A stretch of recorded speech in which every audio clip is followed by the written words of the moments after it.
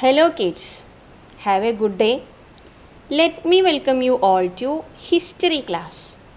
History is a new subject for you, is it?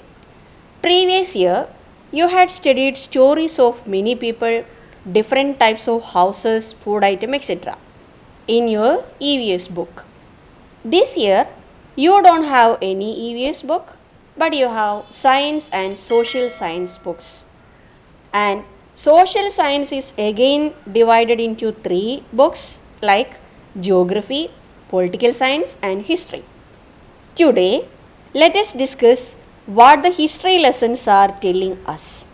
For fun, let us separate the word history into two. His story. What it means? History means story of he or somebody.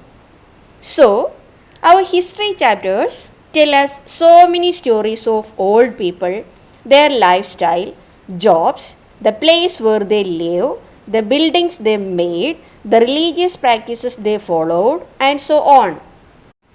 Kids, if I am asking you to tell me what happened yesterday, easily you will recall and will tell.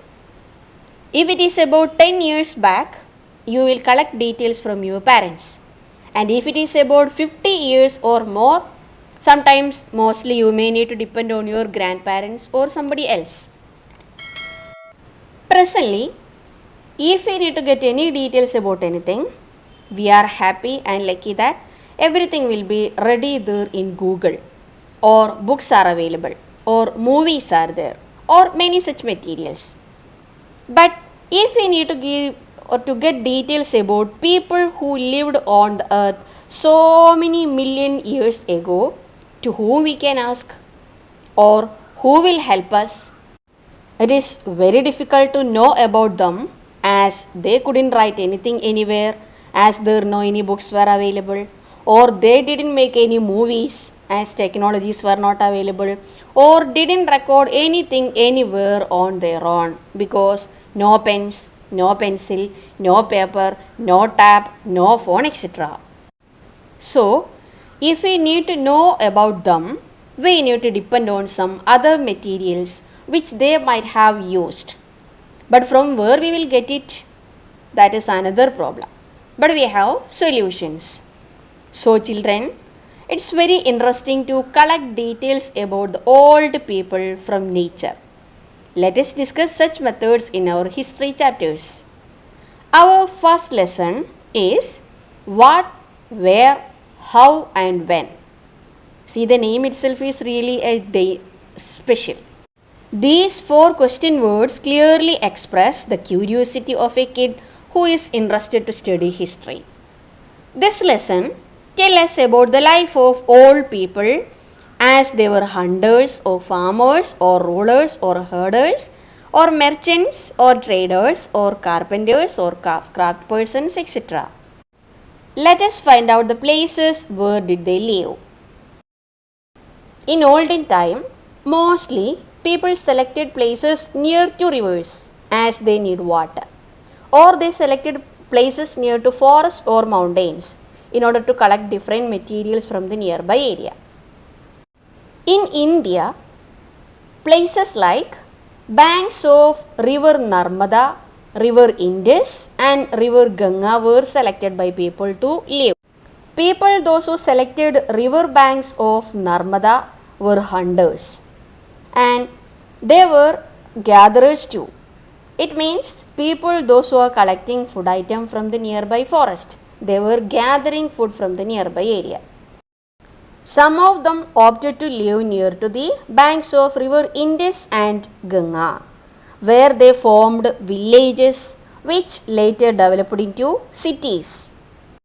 The hilly or mountainous areas where people lived in olden time in India were Suleiman Hills and Kirtar Hills in the northwestern part of India. Presently these two places are in Pakistan.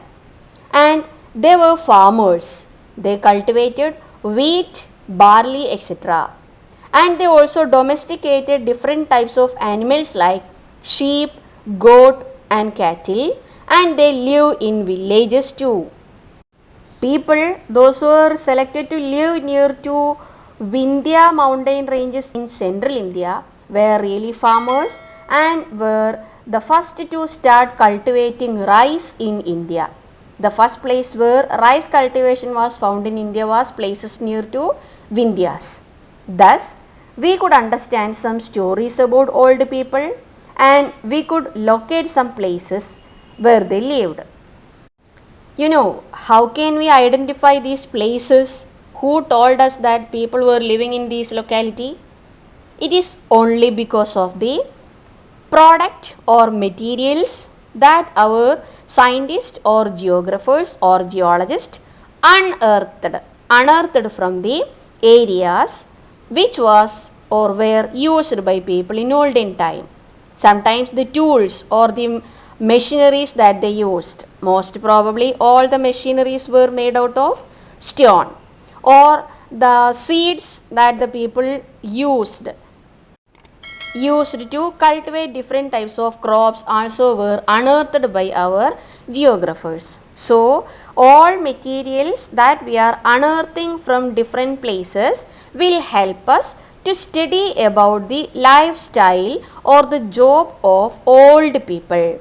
Even though they didn't write anything anywhere, the materials that we are unearthing from different localities will help us to collect details about such people, those who lived in different parts of India or across the world. So, the beginning of our first lesson gave details about where did the people live, what were their main occupation, etc. So, my dear children, as we talked about some place names and river banks in this lesson, we must go through the map of India given in textbook and try to find out the places mentioned here. Let us continue the remaining portions of chapter in the next class. Watch your videos well, prepare your notes. Thank you.